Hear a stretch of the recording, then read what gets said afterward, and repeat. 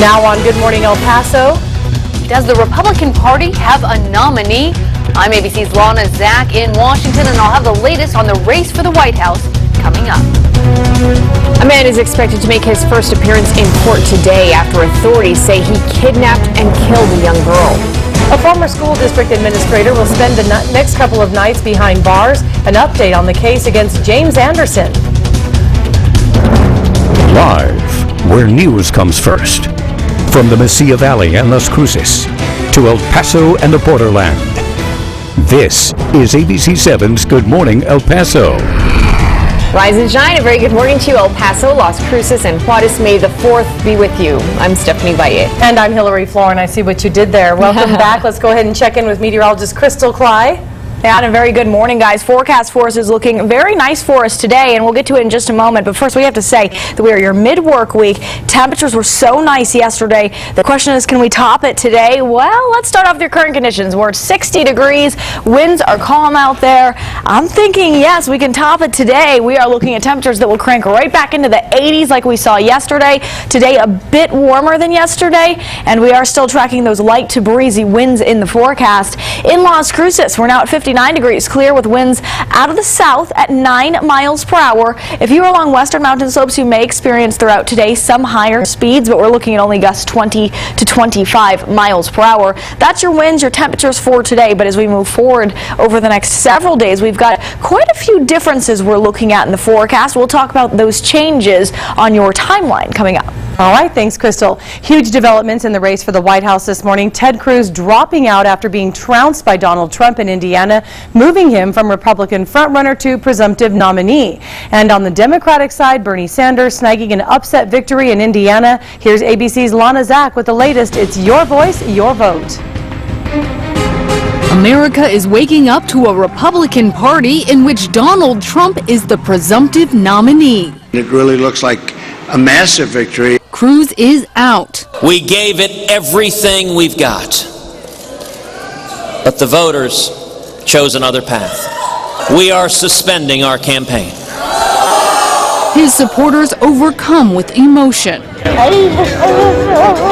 The race is over for Cruz. Senator, what's next for you? Now Republicans will try to unite behind Trump after a bitter campaign.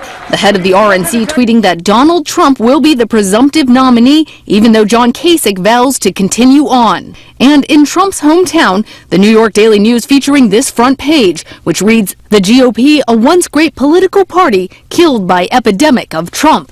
But even though the anti-Trump PACs are vowing to fight, Trump is focusing on the general election. We're going after Hillary Clinton. And for the Democrats, Hillary Clinton lost to Bernie Sanders in Indiana, which Sanders says gives him the momentum. I understand that Secretary Clinton thinks that this campaign is over. I've got some bad news for her.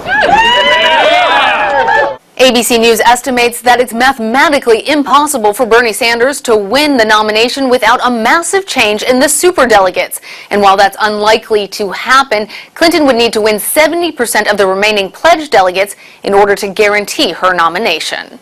Lana Zach, ABC News, Washington. And here is a look at the delegate count right now for that nomination. Trump has 1,047 delegates, 1,237 needed to win. Only 520, as you can see, are left. John Kasich would need to pull off some enormous upsets if he wants to force a contested convention. And to the Democratic side now, Hillary Clinton has 1,682 pledged delegates. Bernie Sanders has 1,361. But when you include the superdelegates, take a look. Hillary Clinton has 2,202, and she needs 2,383 to win. Pretty close. And the buzz is growing around Senator Tim Kaine as a possible running mate for Hillary Clinton. The Virginia Democrat previously served as Virginia's governor, lieutenant governor, and chairman of the Democratic National Committee. He was also vetted as a potential running mate for Barack Obama in 2008. Supporters say Kaine can help Clinton win over independents in swing states, and that he has the foreign policy background needed to run for higher office.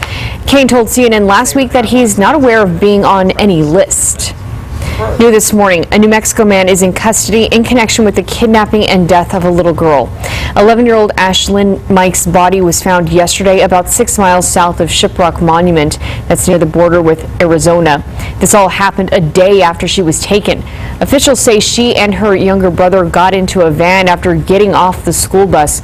A driver reportedly saw Ashlyn's brother walking alongside the road hours later. The suspect, Tom Begay, is set to appear before a judge today. Multiple state, local, and federal authorities are investigating. Meanwhile, happening today, the Price's Creameries of El Paso Athletic Hall of Fame banquet. 8 inductees will be honored for their contributions to sports right here in El Paso. And we have Good Morning El Paso's Denise Olivas live with more on this. Denise. And tonight there will be a first for the Hall of Fame banquet. The first boxer with a world title will be inducted. And yes, we are talking about Jennifer Hahn. So here's a look at the rest of the inductees. Also, Brian Young, Scott Stein, Scott Brooks, Anthony Morgan, Gabriel Hernandez, Sean Lehigh, and Robert Rappanut. Yesterday, most of them were in attendance during a press conference, and it's all leading up to tonight's banquet. 3 athletes, 1 official, and 2 coaches will be honored. There will also be a posthumous honoree as well. Unfortunately, though, tickets are all sold out for the dinner that's happening tonight. But get this, you can watch it online at KVIA.com. We will be streaming the official induction ceremony live on our website, and our coverage begins at 6:15 again. So if you didn't get a chance to get a ticket for the dinner, you will be able to watch it on KVIA.com. For now, we're live outside Sunland Park Racetrack and Casino, where the banquet will be taking place. I'm Denise Olivas. All right, Denise, thank you. And now, complete coverage of the EPIC cheating scandal. The latest district employee arrested in the case will be spending a few more nights in jail. Former EPIC Administrator James Anderson, the one-time assistant superintendent, is charged with conspiracy to defraud the United States, conspiracy to commit mail fraud, and making a false statement to a federal investigator. Anderson was allegedly part of the EPIC cheating scheme, falsifying attendance records and scheming to keep black student populations below a threshold at which their test scores could get the district punished. Anderson will be arraigned Thursday at 10 in the morning. And it's 6:07, time for weather and traffic on the 7s. Meteorologist Crystal Cly is here. Good morning.